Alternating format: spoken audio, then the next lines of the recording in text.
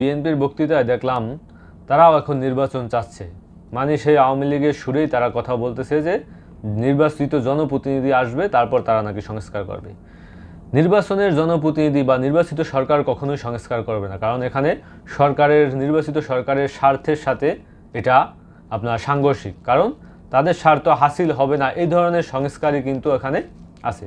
তো নির্বাচনীয় কোনো জনপ্রতিনিধি বা সরকার ক্ষমতা এসে সংস্কার করবে না, এটা আমরা শতভাগ নিশ্চিত এবং পূর্বের জায়গা থেকেও আমরা দেখেছি। এবং বিভিন্ন সময় আপনারা তো ক্ষমতায় ছিলেন দীর্ঘদিন যাবৎ, তখন তো আপনারা সংস্কার করেন নাই, তখন তো এই ধরনের প্রশ্ন আপনারা করেন নাই। তো তখন এই যে আপনারা সংস্কারের বলি দিয়ে ক্ষমতায় গিয়ে বিভিন্ন সময় জনগণের সাথে প্রতারণা করছেন, এটা আমাদের কাছে সুস্পষ্ট। তো সেই জায়গা থেকে সংস্কারের বিপরীতেই যারা দাঁড়াবেন, আমি মনে করি জনগণ থেকে আপনারা বিচ্ছিন্ন হবেন। জনগণকে ধরে রাখতে হলে, জনগণের মন মানসিকতা যদি আপনাদের বুঝতে হয়, তাহলে সংস্কারকেও বুঝতে হবে। সংস্কার করার জন্য এই সরকারকে যথেষ্ট সময় দিতে হবে।